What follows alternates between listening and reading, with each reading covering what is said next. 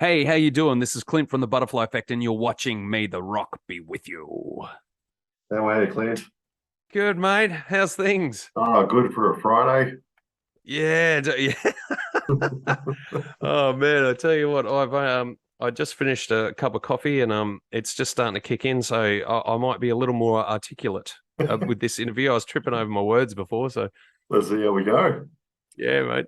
But mate, welcome to May the Rock Be With You. It's a pleasure to talk to you.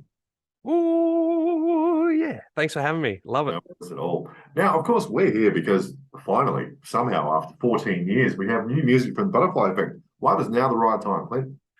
Oh man, it's been a journey. It certainly has. You know what? I think now is the right time. The songs were ready to go. Like, it was after COVID and the lockdowns, the rolling lockdowns, and everyone was, without touring, everyone just went into the band room. Like, we know heaps of bands that have written, a bunch of new material. So we wanted to wait till all the venues were back to full capacity. Everyone was hungry to go out. COVID had sort of washed over us and is, starting to become a distant memory.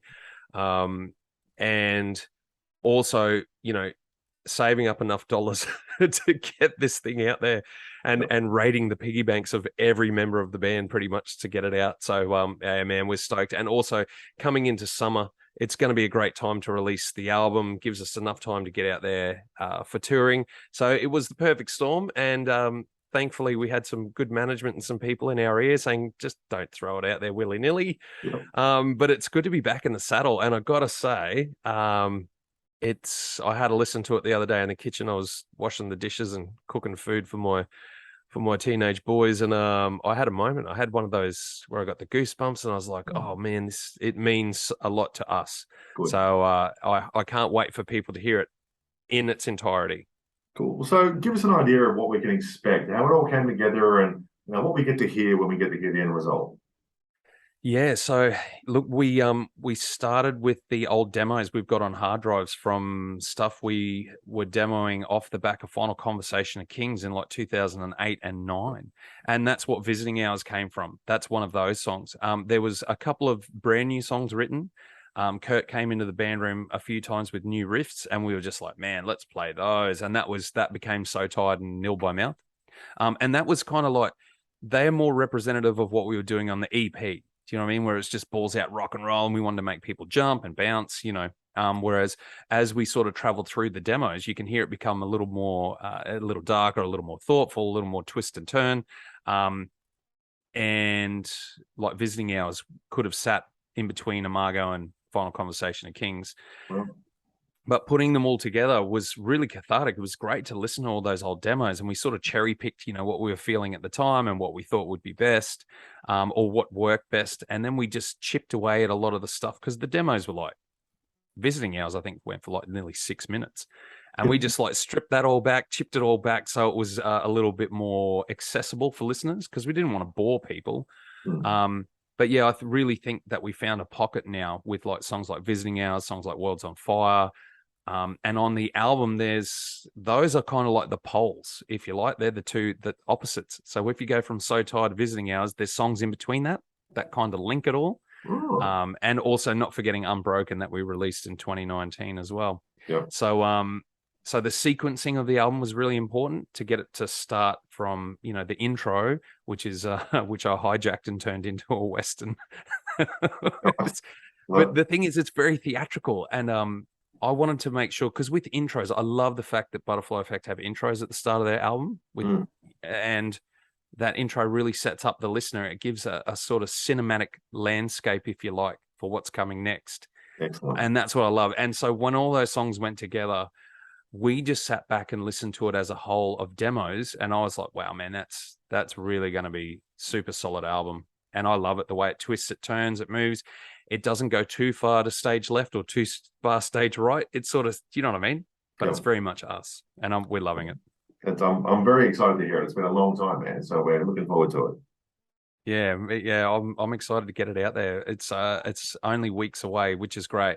So that's going to give us enough time to like get our house in order and Yeah. get ready. And I've got some fitness work to do for this tour because I don't want to go out there a overweight middle-aged man and look silly. So We're all there at the moment, man. Don't worry about it. I had a subscription to Craft Beer Monthly through the lockdowns. I just sat and I don't recommend this for anyone at home. I'm a trained professional, but I just sat on the couch, watched all the streaming services, and drank beer, Yeah. and it was glorious. Let me tell you. I think I finished Netflix. Yeah, yeah. Shouldn't you get an award for that? Yeah, like everything. But now, when you went back into the studio, so it's been 14 years. How, if Yeah. in any way, did this process differ, creating it from 2008 to 2022? It was pretty much the same, except with Final Conversation of Kings, we bit off the whole thing. We went to like the Grove studios in northern New South Wales, or sorry, central New South Wales, and we just like recorded pretty much the whole thing in one hit. Whereas this time we went back to what we did with Begins Here. We just did 3 songs at a time, more or less. And we did it with our own producers or people that we felt really comfortable with. And we tried different producers and different studios to extract different sounds or different vibes that we wanted to go for. And that was very different to 2008. And I don't think we were quite ready with Final Conversation of Kings. I do think, and it's, you know, widely thought in the band, that if we had taken another 6 months, written a few more songs, that album would have been quite different.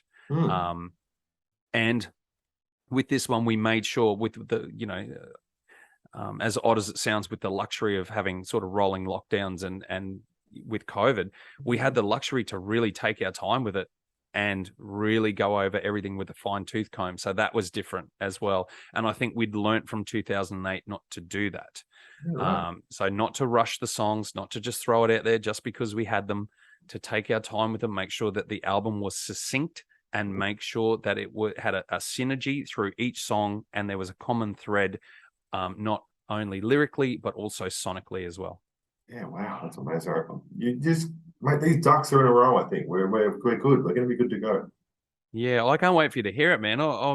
Yeah, it's really interesting album. It's still got that depth and darkness that we had on Begins Here, not as much though. Like it's, you know, it's a little bit different. But it's got common threads through each album. So there's kind of like I said, 2 songs from each release. So Tired, Kneel by Mouth from the EP. There's 2 songs that definitely represent kind of like a lighter Begins Here, if you like, and then the rest sort of meander through Imago and into Final Conversation of Kings. All right. So Now, I'm stoked. There's something on there for everyone. excellent. Touring. We have to talk about touring because the band's heading out on a big run. Now, for me, this is where you guys truly shine. On stage, you guys are a different entity, if you like. You're an animal. Have you got an idea on how these shows are going to be set up? Yeah, we're talking about doing a lot of like we've been talking with our production management, our lighting operator who also does lights for like Parkway Drive and you know, Angus and Julia Stone, and he's like all over the place. So he's got the best of both worlds. So we've been talking production with Steve, and like we kind of want to make it a rock show because we've got Caligula's Horse and Thornhill with us as well. So it's a great bill. It's a fantastic lineup. So we want to give it the production it deserves, but also still keep it a more like a rock show, a bare bones, balls out rock show, if you know what I mean. Because we want to really bring everyone back into that, you know, that old rock vibe, you know what I mean? Hanging out with your fellow country people, and we're all together and we're all watching a sweaty rock show. You know what I mean? Yep. It's that camaraderie and that vibe you feel when you're, you know, when you put birds of a feather together, you know, sorry, that's a terrible rhyme, but you know what I mean? Like when you put people together like that, and you can really feel that amazing vibe that you only get. I know when I walk into a rock show and I'm standing with, you know, shoulder to shoulder with people, I'm like, yeah, these are my people. This is my tribe. This, Yep. you know what I mean? So Yeah. yeah. So like, we really want to make it as personal and as intimate, but as encapsulating as possible. So yeah, that's the trick. It's going to be difficult. Awesome. Well, sadly, I'll be over in America when you're playing here. So can you have a second leg after I get back in October? Thanks. Appreciate it. I think, yeah, there is talk of doing another run. So we talked about doing some regional stuff as well. Just because we want to like kind of get back to those roots of where we've come from, and what we used to do when we just do laps of the country backwards and forwards. So yes, you definitely will have the chance to come and see us, and we will definitely see you there. Anytime It's going to be after good. October 22nd is fine. Thank you. That's, you know what? That's funny. I'm going to be in Spokane on October 22nd in Washington. Yeah, and then I'm gonna catch a not that any of my teams are playing, but I'm going to catch the Seahawks play the Giants in Seattle, which I just got tickets for the other day. So I'm super excited that because I'm a bit of an NFL nut, and yeah. It's the one I haven't gone to. I've done baseball, hockey, basketball. Haven't done NFL. Maybe when I'm over there might be a game on. So we'll see how we go. Yeah, check it out, man. I did ice hockey. I've done ice hockey and baseball. The second last Yankees game at their old stadium, which was great. And Derek Jeter was going for the world record at RBIs, and he didn't get it on that night. And they're playing the White Sox as well, and we were so bummed. The next night he got it, and we were spewing on the last game. And I was like, man, Come that on. sucks. Yeah. But I'll tell you, man, you know what's amazing? I went and watched an ice hockey game. The Kings were playing, I think it was the Rangers, and I couldn't see the puck move. It was so fast. Yeah. It was ridiculous. Yeah, at the Staples Center. Is that in LA? Yeah. Yep, that's right. Yep. That's where I got it's unreal. I got a really bad lung infection from there. Some sick bastard gave me something. Oh, it's terrible. Anyway, let's look back over your career, because it can be very easy to say what can change over time, right? But what's the one thing that's always remained the same? Oh, geez. I think the energy that's put into the songs has always remained the same. There's a lot of that fire in the belly's never gone out to create great, thoughtful music, regardless of like whichever format we're delivering it in. That's always remained the same. And that's something that I love about the Butters is that's the band I always wanted to be in. And that's the band I got, thankfully. But I tell you, man, like it was difficult. We butt heads like something fierce. Sometimes back in the day we did. It was horrible at times. But I always fell back on that it was for the best of that we could do for that song. And the energy was that we poured into that song was right. I've never seen another musician think more about a song than Kurt. Like he just thinks 24/7 about that song. He'll come in and say, "Oh man, I thought about this melody or this part, or can you shift that like a half a beat to the left or to the right?" And I'm like, oh, okay, cool.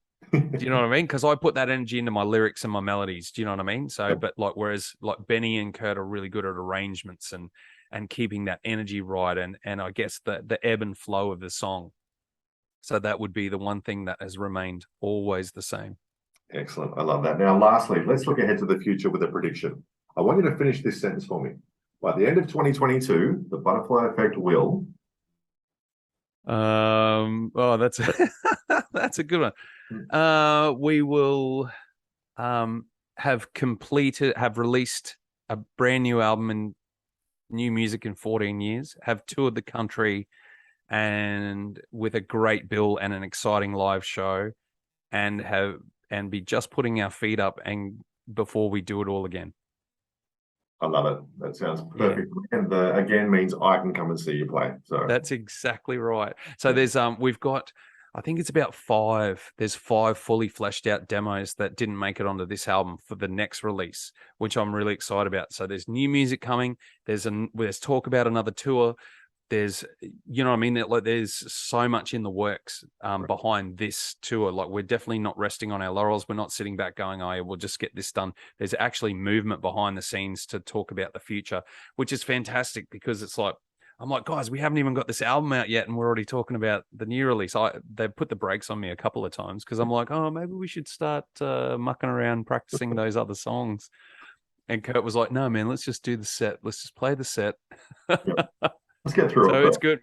Yeah, man, we go back into the rehearsal space next week. We start back, and it's going to be a couple of times a week, 2 or 3 hours a night, and just smash this set out till it's absolutely 100% rock solid in the brain. Excellent. Looking forward to it. Mate, thank you so much for your time. Absolute pleasure to talk to you. Thanks, Troy. Man, you too. And I really appreciate your time. And I can't wait for you to hear the album and come and see us next year when you get back. Hey, have a good time in the States. Yeah, I look forward to catching up with you when you're in Sydney. Have a great one. Thanks, Troy. See you, Clint. See you, mate. Bye.